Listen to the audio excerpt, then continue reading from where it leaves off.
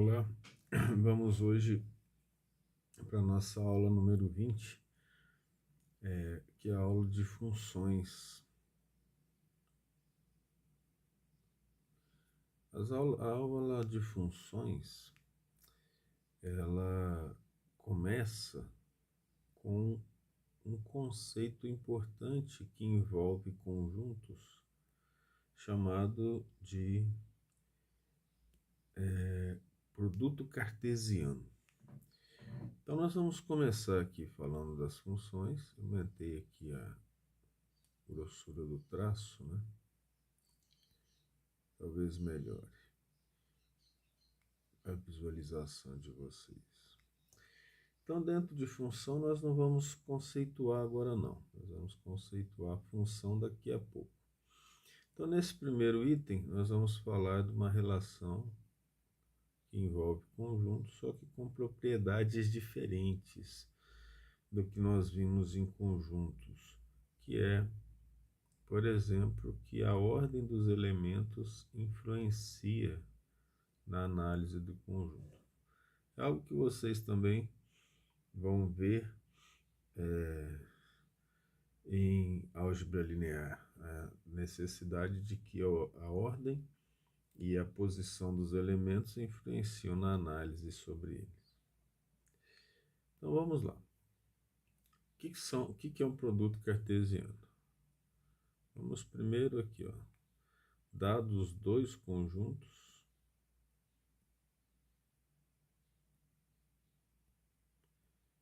aí não há necessidade de escrever conjuntos quaisquer, né?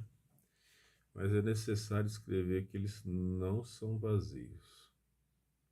Se um for vazio, nós já não temos o produto cartesiano. Vamos chamá-los de A e B. Conjunto A, conjunto B.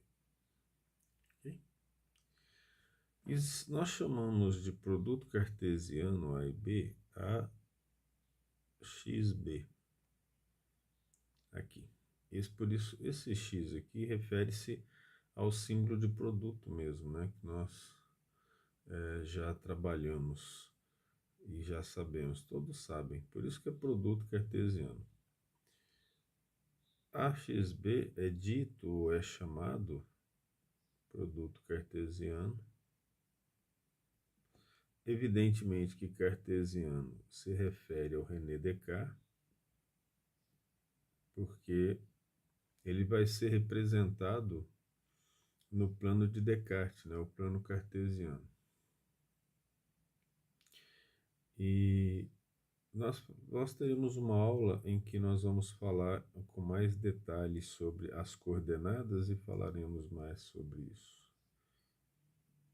Sobre o plano cartesiano, na qual o produto cartesiano é representado.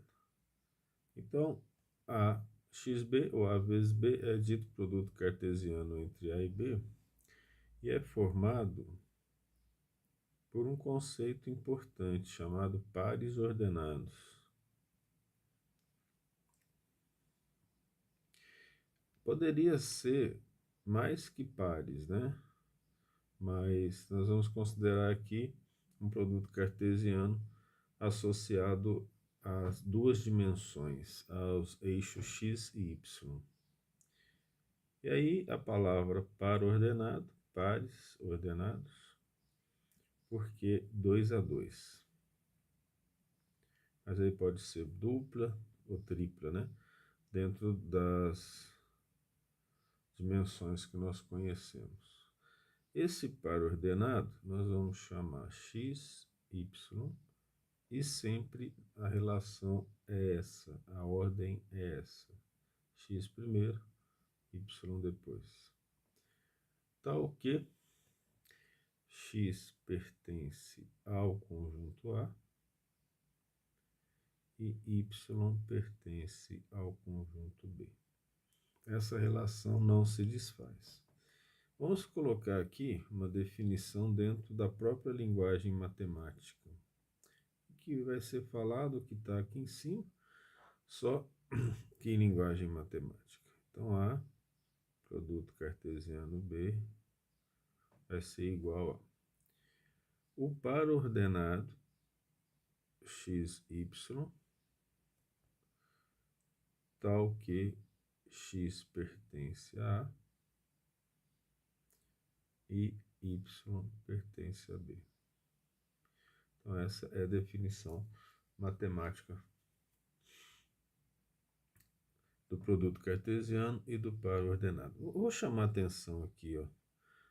Eu vou colocar aqui uma observação. A ordem importa, ou seja, a ordem dos elementos precisa ser respeitada.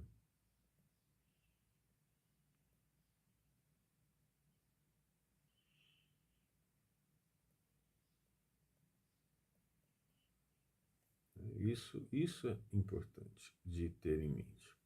Vamos puxar daqui as propriedades do produto cartesiano, as propriedades gerais e, de certa forma, operatórias também, né? A propriedade número 1, ela diz assim: A vezes B, ou seja, o produto cartesiano,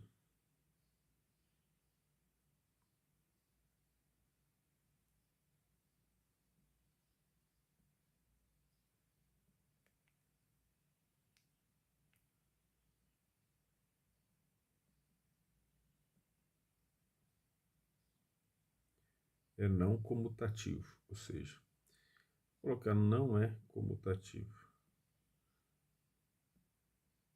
Aí você vai entender a questão da ordem. Ele não comuta. Então, a propriedade comutativa diz que A vezes B é igual a B vezes A, né? A ordem dos fatores não altera o produto.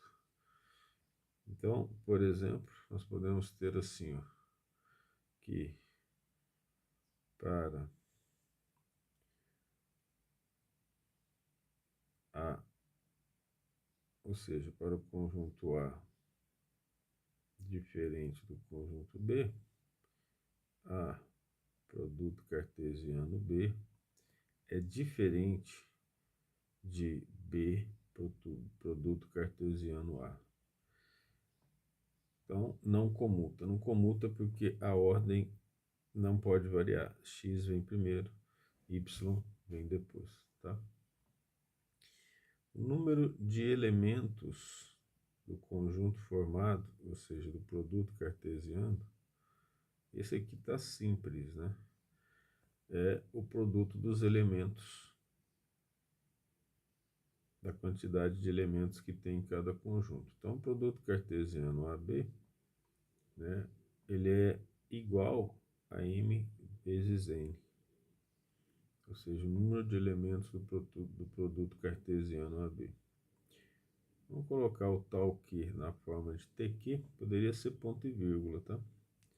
Ou poderia ser um traço, tal que, muito importante isso, M é o número de elementos de A e N é o número de elementos de B.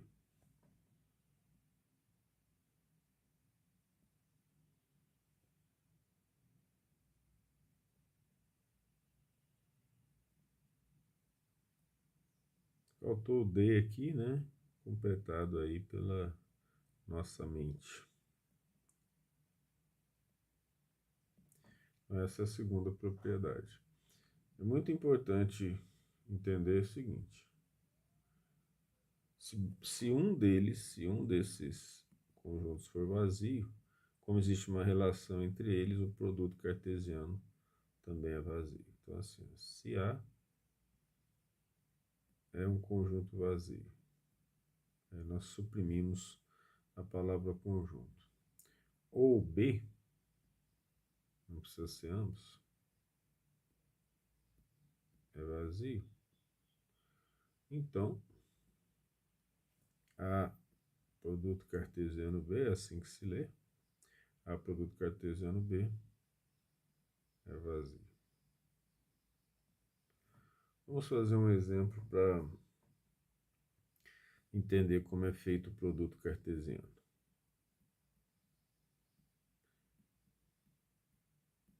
É a base do entendimento de função e das propriedades de função, das funções em geral. O estudo da matemática requer um estudo de análise constante, né? Muita coisa intuitiva, para alguns mais, para outros menos.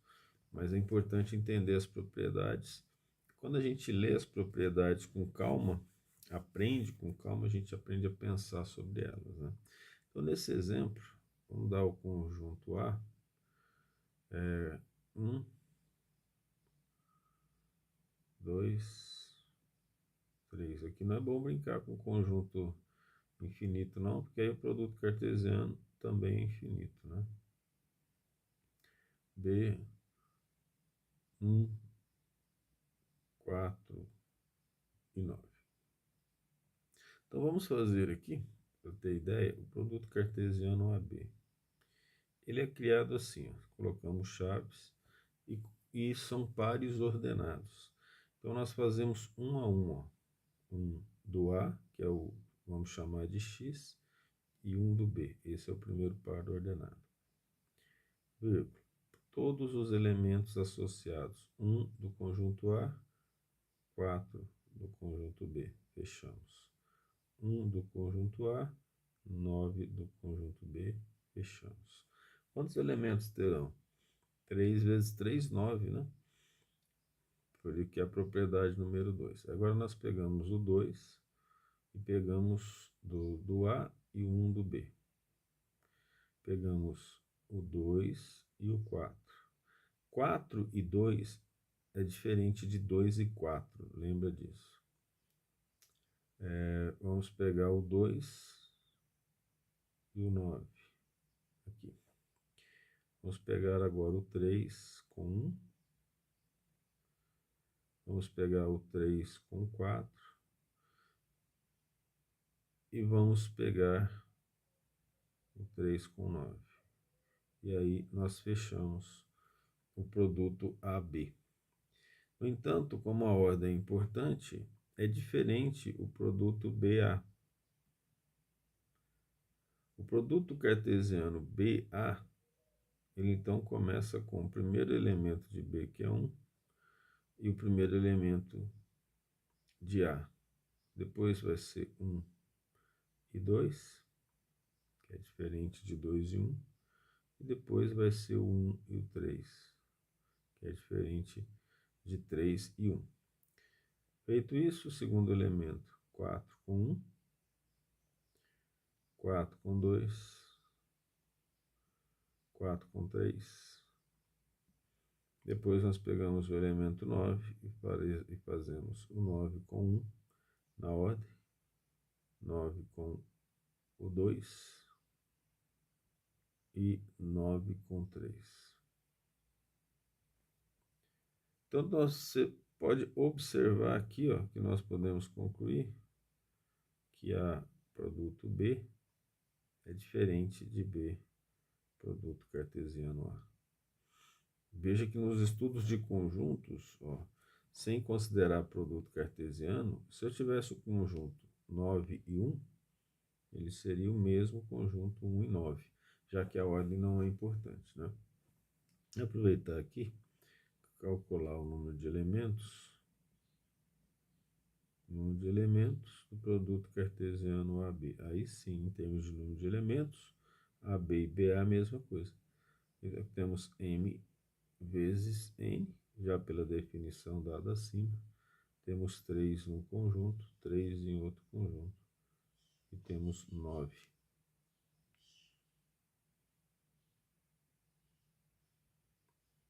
Certo? Então, esse aí fica o primeiro conceito que nós fizemos sobre produto cartesiano e par ordenado.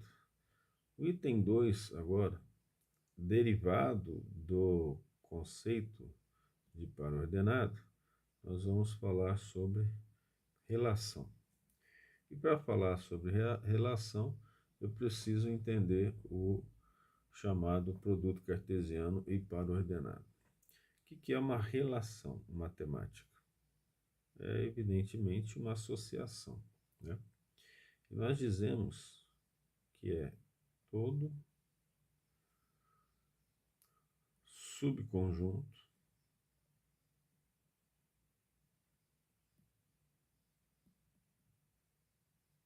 de A produto cartesiano B. Então veja que ela é dependente do produto cartesiano. Mediante, ou seja, definido, mediante uma lei de associação. E essa lei de associação é uma lei matemática ou lógica. Pode ser escrita, mas ela precisa ser lógica. Então, vamos pegar um exemplo. E vamos, através do exemplo, mostrar que a relação ela é intuitiva, em termos de matemática simples, né? Ela é bem intuitiva. Então, eu vou pegar o A como 1, 2, 3, aqui eu vou mudar a quantidade, tá? Teve gente já a falar que a representação de conjunto, eu acho que eu até já citei isso em outra aula, ela tem que ser feita sempre entre chaves, e você vai ver que isso não é verdade, né? Ela pode ser feita também entre parênteses. Vamos pegar aqui o 4 e o 6. Então, dados dos dois conjuntos A, 1, 2, 3, B, 4 e 6. Vamos fazer o produto cartesiano AB. Então, nós já aprendemos como fazer o produto cartesiano, né? Então, 1 com 4 é um produto, é um par ordenado. 1 com 6, e agora, pegando um de A e outro de B constantemente, certo? 2 e 4, 2 e 6, o número de elementos você já sabe, é 3 vezes 2, né? O total vai dar 6. 3 e 4 e 3 e 6.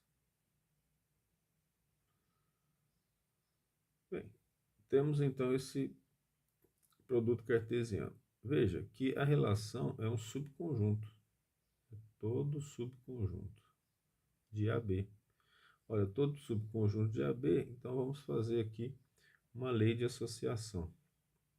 Olha, evidentemente que você vai entender que essa lei de associação, ela só pode definir e agir sobre o produto cartesiano AB, ou A produto cartesiano B, de forma que ela seja um subconjunto. Lembrando que todo conjunto é subconjunto dele mesmo. Então, aquelas definições de conjunto são necessárias para compreender isso.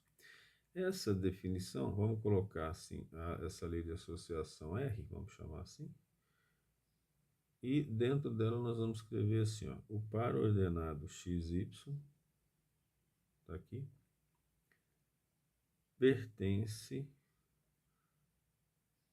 a produto cartesiano B, tal que X é ímpar. Ou seja, ela existe, só que a condição é que nesse subconjunto de AB, o primeiro elemento seja ímpar. Então, quem é o subconjunto derivado da lei de associação? Eu vou olhar lá, fazer análise e fazer a escolha, partindo do pressuposto que todo mundo sabe o que é ímpar. Então, 1 é ímpar, então 1 serve, 1 e 4 serve. Então, tudo que tem 1 vai servir, ó. 1 e 6. Agora, 2 não é ímpar, é par. 3 é ímpar, então vão ter 3 e 4. 3 e 6. Fica então definida a relação como um subconjunto de A produto cartesiano B.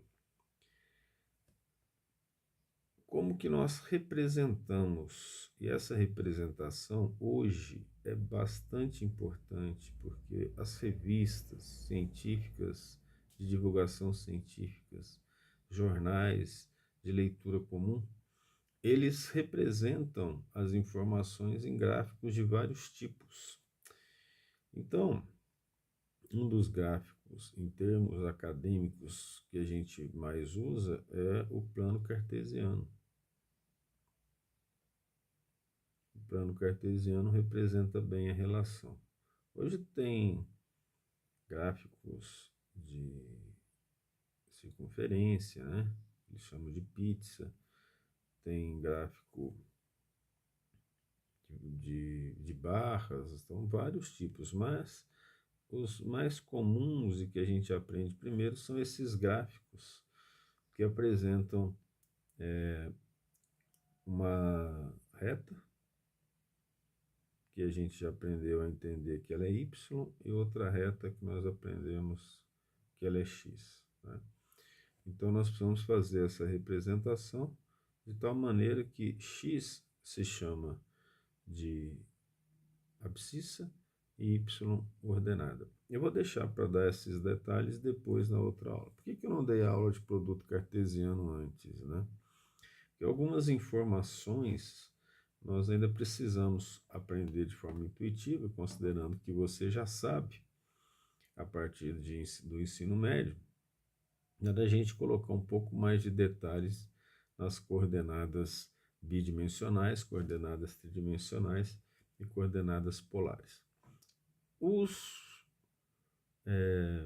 produto cartesiano, nós vamos representar em x os elementos de x.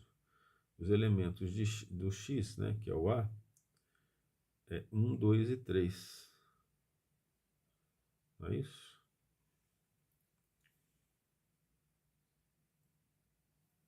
E os elementos de B, 4 e 6. Então vamos colocar aqui 1, 2 e 3. Não precisava ser desse tamanho, né?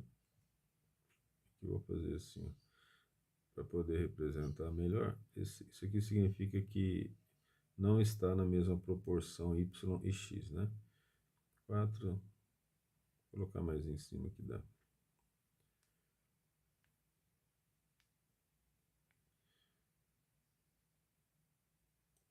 4, 5, 6. Então vamos representar os pares ordenados aqui. Representação do par ordenado, coisa que você já sabe tranquilamente, né? Mas olha só, a relação. Vamos representar a relação R aqui, ó. Tem a relação 1 e 4. Tem a relação 1 e 6. Tem a relação 3 e 4. E tem a relação 3 e 6. Presta bem atenção nisso aqui, ó. Essa representação aqui, ó, 1 primeiro, 4 depois. Essa aqui, 3 primeiro, 4 depois. Essa aqui, 1 primeiro, 6 depois. E essa aqui, 3 primeiro, 6 depois. É o par ordenado, certo? A gente representa assim. Por que é um par ordenado? É um par ordenado porque nós fazemos paridade entre os valores, né? Ou seja, nós associamos os valores em relação aos conjuntos de dois números. Pode ser 3 e mesmo assim vai ser par ordenado? Vai. Por quê? Porque eu posso associar x a y e posso associar x a z, por exemplo, se eu tivesse uma outra linha, né, tridimensional, vamos dizer que saindo aí do plano na sua direção. Então nós podemos ter uma representação x, y, z. Então, mas por que isso é um par? É porque não é esse par que faz a associação. A associação são desses valores 2 a 2 entre si, tá? Porque senão vai ter uma ideia equivocada quando for falar de coordenadas em 3 dimensões, ok? Veja que esses valores em cada reta são representados 2 a 2, ó, x com y, x com z, y com z, ok? Uma outra maneira de fazer essa representação aqui, ó, é o chamado diagrama de setas, ou de flechas.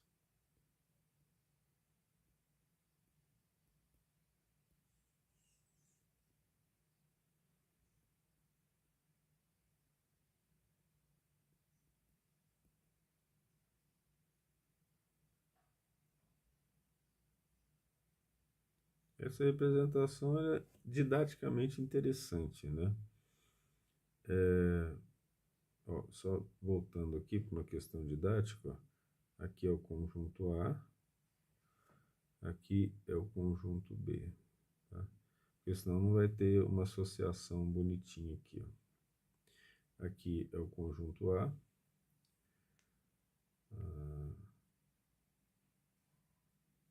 e aqui vamos colocar todos os elementos do conjunto A.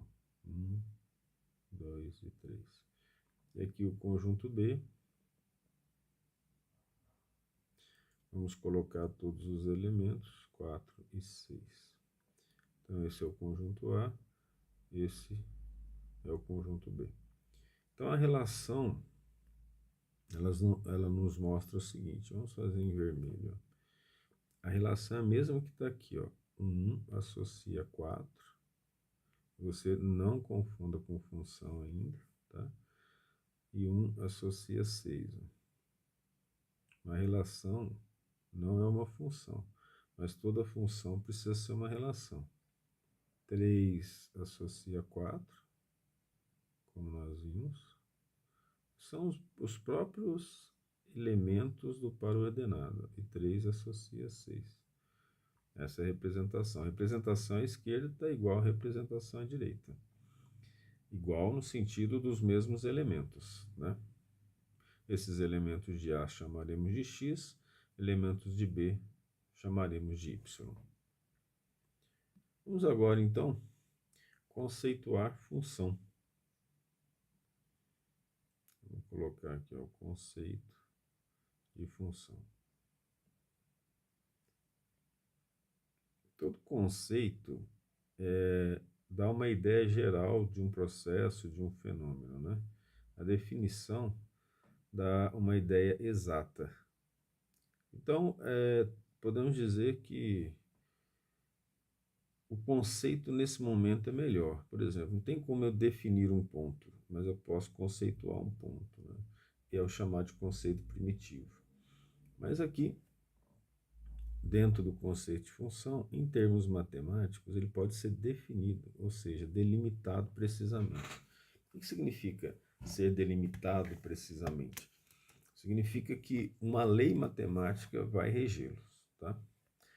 Então, dados dois conjuntos, e precisamos partir dessa base, né?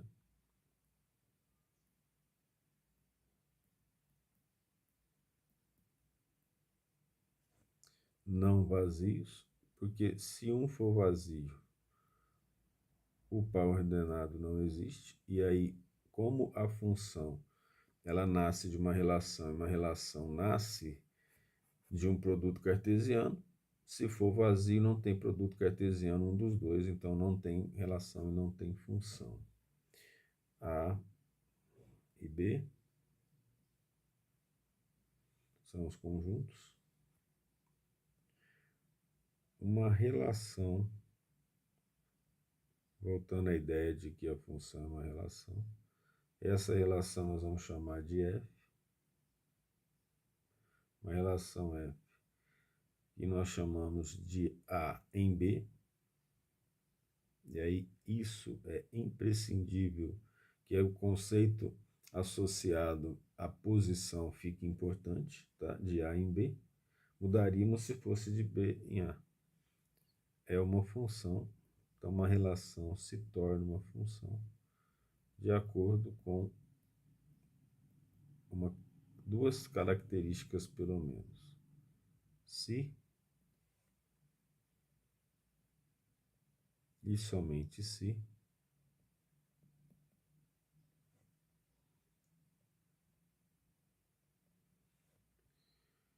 para todo, esse aqui é o símbolo para todo, x pertencente a A, ou seja, para todo x pertencente a A, existe um y. Ou melhor, esse existe com tracinho do lado, significa existe um único y. Tá? É importante. Isso é representação matemática. Não estou falando aqui. Ao invés de escrever, quando estou falando, você tem condições de voltar e ver de novo, né? Tal que o par, né, o ordenado xy pertença à relação F. Então, veja bem, aqui em termos matemáticos está dizendo só é função se para todo x pertencente a A existe um único y. Aí você vai olhar aqui por essa definição que a relação acima não é função, né? Pelo que você pode perceber. Por que isso? Olha só chamando a atenção. Não é para todo x, ó. Se há o conjunto do x, chamado conjunto de saída, o 2 não está fazendo parte da relação. Então, não é para todo x. Tá vendo?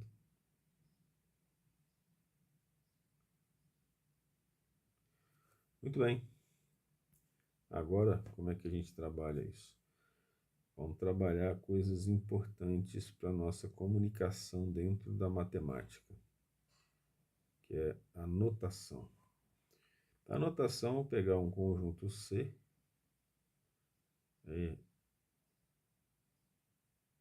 o par ordenado xy, x, né, y, tal que x pertence a A,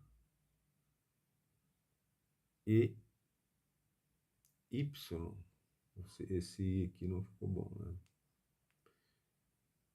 E o y pertence, ou é igual, na verdade, a uma função de x, ou seja, y existe em função de x. Ora, a outra notação que nós fazemos aqui, ó, é uma notação f, dois pontos, que é a função a em b. Daqui nós temos que entender aquela mesma definição. Para todo x existe um único y. E nós lemos f de a em b, ou seja, função de a em b.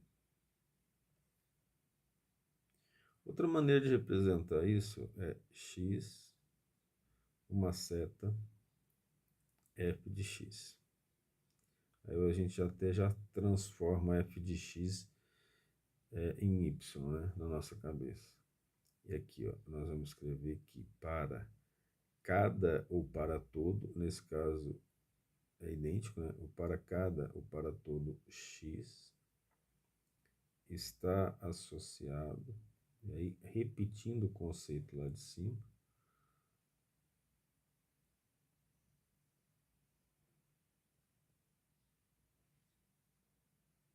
está associado um valor, e aí olha que interessante, que é importante que agora já é valor, né? O x gera um valor em y, um valor f de x, ou seja, eu entendo que é um valor em função de x, que é igual a y. Ok? E aí, nós vamos fazer uma observação aqui, ó, que é a observação chamada teste da reta vertical no gráfico, para ver se é função, o teste de função no gráfico. Isso aqui acaba sendo importante nós vermos, principalmente em relação ao entendimento de gráficos, porque nem todo gráfico representa uma função, né? Teste de função, reta vertical. Vou representar aqui dois gráficos e vamos fazer esse teste, tá? Então, vamos pegar aqui um gráficozinho pequeno. Vamos representá-lo assim. Uma função do segundo grau. O que é o teste da reta vertical? Eu passo várias retas verticais e a reta vertical atravessando o gráfico, ou a lei de formação da função, só pode cortar esse gráfico uma única vez. Se cortar duas vezes não é função mais. Cortar o gráfico não é cortar a curva. Então aqui só cortou uma vez, só cortou uma vez, só cortou uma vez, só cortou uma vez. Portanto, esse gráfico é uma função.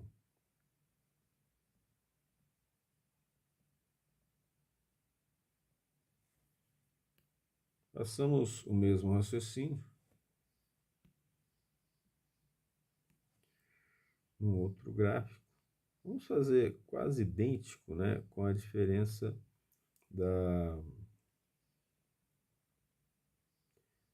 dessa curva ser girada 90 graus. Vamos fazer assim, ó.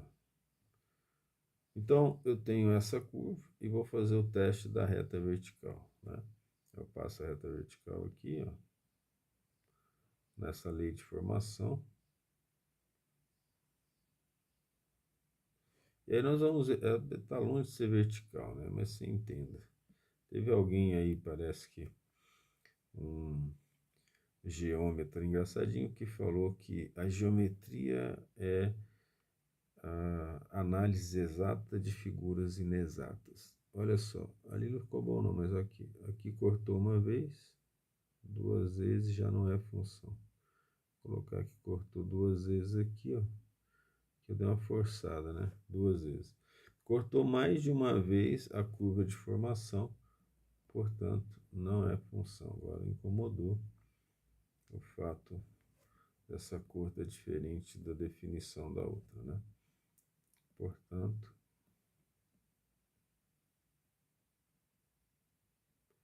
não é função.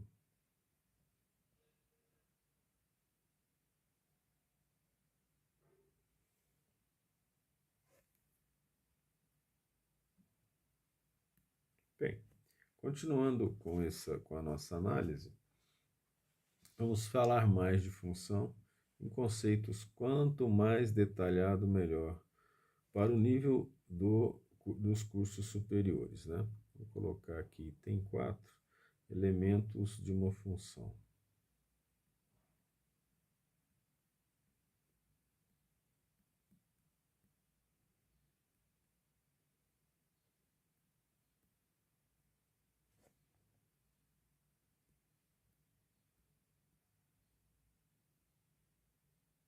Então, elementos de uma função, quais são esses elementos?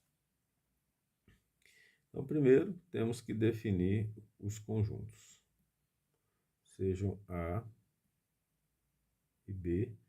Eu tenho certeza que na sua cabeça já veio que eles precisam ser não vazios.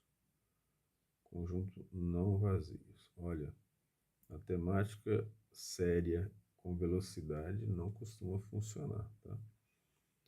Então, é importante absorver bem os conceitos todos. O conceito muito importante, e isso nós precisamos compreender bem, é chamado domínio de uma função.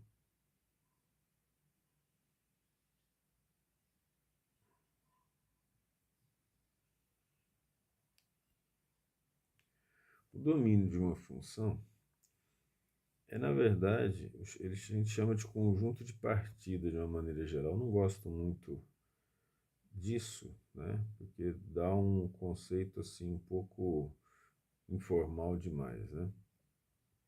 É o conjunto formado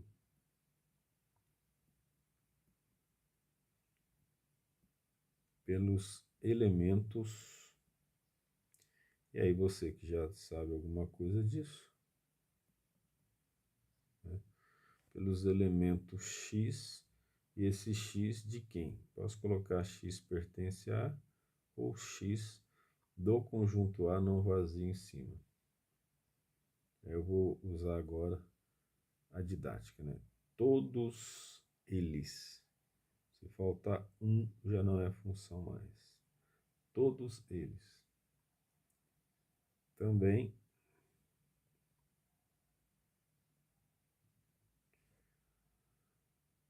chamado de conjunto de partida. O fato de eu não gostar não significa que eu não tenha que falar, né? Já que está dentro dos conceitos, né?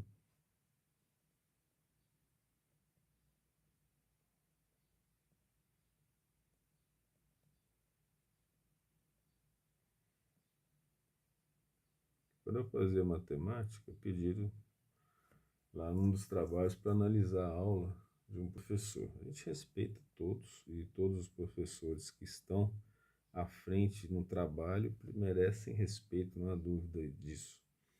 Mas eu não discordei, né? E nós podemos discordar quando o indivíduo chamava, por exemplo, os elementos X de um cara. Pega esse cara aqui e faz isso com esse cara. Eu acho até legal na linguagem moderna fazer isso, mas se existe a palavra dentro da linguagem matemática, você dá a ideia para o aluno, isso foi no ensino médio, né? Mas no terceiro grau, você dá a ideia para o aluno de que ele pode trabalhar informalmente, só que isso, em determinados níveis da matemática, não é nada elegante e não é interessante para ninguém, né? Então, o que eu posso concluir aqui? Que o domínio é o conjunto de partida daquelas setas no diagrama de flechas.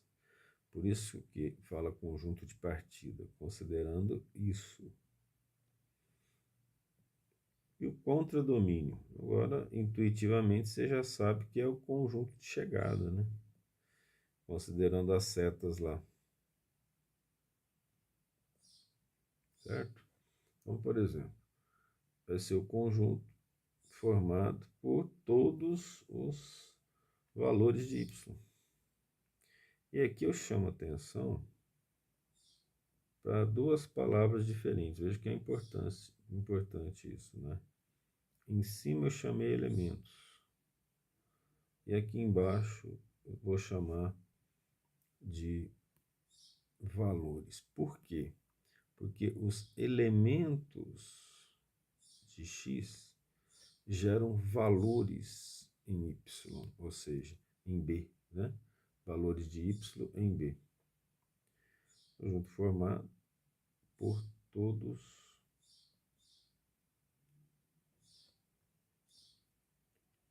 os valores. Aqui também não fica perfeito, né? Porque pode ser que eu não tenha todo y associado a x, tá? Mas é para que você tenha uma ideia da questão de função. Função é muito importante, porque ela mudou a história da matemática. Enquanto a gente trabalhava com incógnita, o valor fixo na equação, aqui nós trabalhamos com variáveis. A variável, ela permite uma mobilidade na matemática. Por que uma mobilidade? Porque o valor de x e de y variam em função um do outro. Então, se eu pego uma equação da física, por exemplo, distância em função do tempo, ela não é fixa, ela não é uma incógnita. Não, ela não deixa de ser uma incógnita, mas além de uma incógnita, a definição fica mais ampla, ela é uma variável, né? Ocorre uma variação de um valor em função do elemento de um conjunto, ok? Então, por exemplo, a distância em função do tempo, você tem que pensar assim, ó, o tempo ele é fixo, né? Só que o tempo ele vai determinar a distância percorrida. E aí o que nós temos? No conjunto de partida, a distância ou espaço percorrido, no conjunto de chegada, o tempo em que esse elemento distância gera um valor para y. Nesse caso, é bem interessante isso, porque se você falar assim, eu vou começar o conjunto com o tempo vai passando. Se o móvel ficar fixo, aí eu tenho um valor que não altera a distância. Então, não é conveniente, de forma alguma, você inverter e colocar um gráfico tempo, no caso de que não seja associado ao valor de x. Se você colocar o tempo associado ao y, por exemplo, ele já não faz sentido mais, né? Por exemplo, seria como y é f de x em função de x, né? Nós não podemos trabalhar dessa forma. Nós podemos dizer assim, a distância vai ocorrer com o passar do tempo. Então, ela é uma função do x. Se você coloca o d embaixo, o que está falando? Que o tempo é em função da distância. Veja como não faz sentido. Por que não faz sentido? Porque o tempo vai continuar passando. Ele não para, se for assim, não posso parar o tempo para fazer uma modificação na distância. É uma relação mais complexa, a relação espaço-tempo na relatividade, mas nós não estamos falando disso aqui. O que nós estamos chamando a atenção para você é a questão de elementos e valores, né? Só para ter uma ideia de mobilidade na matemática. São conceitos aí que podemos dizer interessantes no sentido de você compreender a importância da função em termos de conceito dentro da matemática, quanto que ela foi importante dentro da matemática. Porque a partir do conceito de função é que nasce o cálculo diferencial e integral, né? Que são dependentes desse conceito de função. Podemos dizer que foi uma supermobilidade, né? Imagem. O outro elemento da função. A imagem é o subconjunto do contradomínio. Vamos chamar contradomínio de CD, tá? Deixa eu colocar aqui, ó. Domínio D, contradomínio CD. É o subconjunto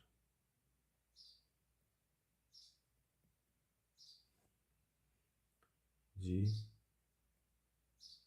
CD.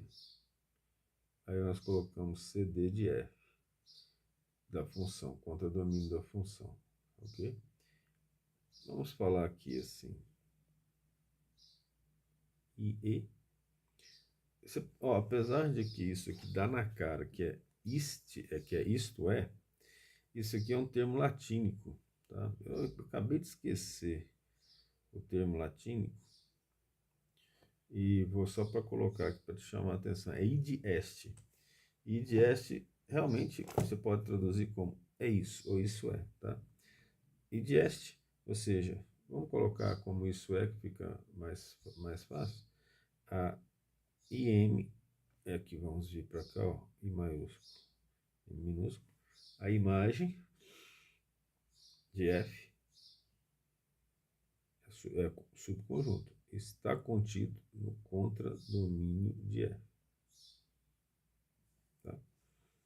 Ele então é um subconjunto em que todos os elementos do contradomínio existem em função de um elemento do domínio.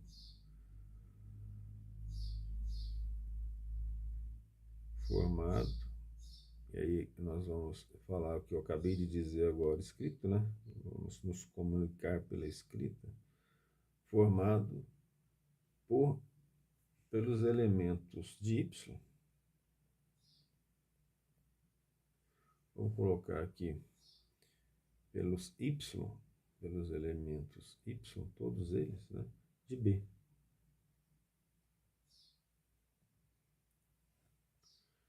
Associado, no caso, associados, ficou meio baixo aqui, né? A algum x. Ou, para ficar assim, mais matemático, mais legalzinho, poderia ter colocado qualquer, né? Qualquer x de A. Mas vamos colocar algum que ele resolve. Aí, podemos colocar aqui, ponto e vírgula, y é a variável dependente.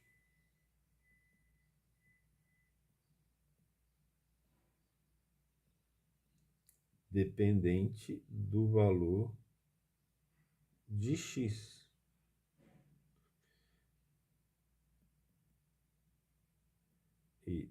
x é a variável independente. Por isso, d em função de t, ou seja, espaço também, né, em função de t, porque o tempo é independente. Então, se você vira um gráfico em que o t está no y, alguma coisa precisa ser pensada. Não vamos dizer que seja impossível, né? Então, esses pontos aqui, ó, são pontos importantes de análise, de raciocínio, que vai dar condições para você fazer uma análise matemática lógica a partir dos conceitos subjacentes. Sem um conceito bem definido, você não consegue fazer uma boa matemática, pelo menos em dado momento da vida, né? Então vamos puxar aqui uma observação importante. Ó. Essa observação é a seguinte, ó. Vamos considerar até o momento que o conjunto que nós vamos trabalhar é o R. Ou seja, vamos considerar os reais como o conjunto principal do estudo de função.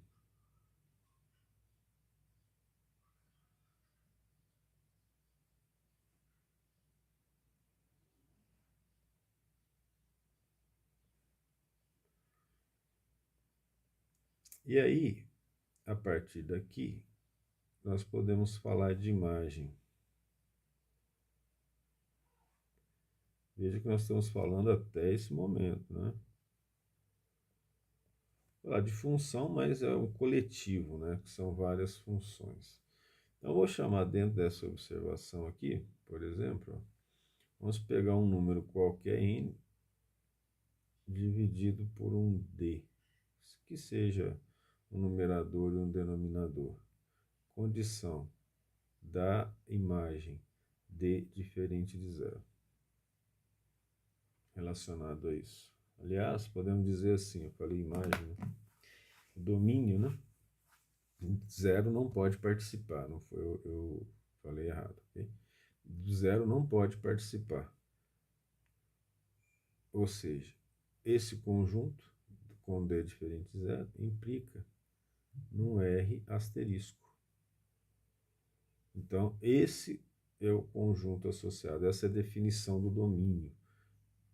Se estiver dentro de uma lei, de uma função, e nós tivermos um denominador, uma divisão, esse elemento não pode ser zero. Nós já até comentamos sobre isso. Se tiver raiz, vou colocar um x aqui, ó. A condição de existência é que x tem que ser maior ou igual a zero. O que significa isso? O zero pode entrar. Então eu tenho o R mais, chamado de R não negativo.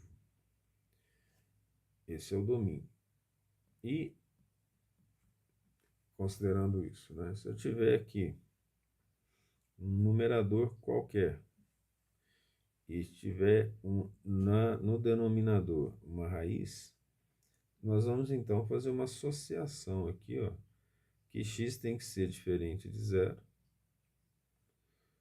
e x tem que ser maior ou igual a zero. Aí não pode ser maior ou igual. Não é ou, é i. Isso implica que x é maior que zero, quando nós fizermos a interseção entre esses dois. Ó. Quando fizermos a interseção entre esses valores, então é melhor matematicamente eu nem colocar esse i aqui, vou colocar uma vírgula. Na interseção, eu vou ter como resposta para esse domínio um x maior que zero. Esse x maior que zero implica num r asterisco, e aí sim o zero não está associado, vamos falar de r positivo, ok? Nesse caso, aqui nós temos essas bases fundamentais de função, e aí nós deixamos uma próxima aula a continuação disso, ok? Bons estudos.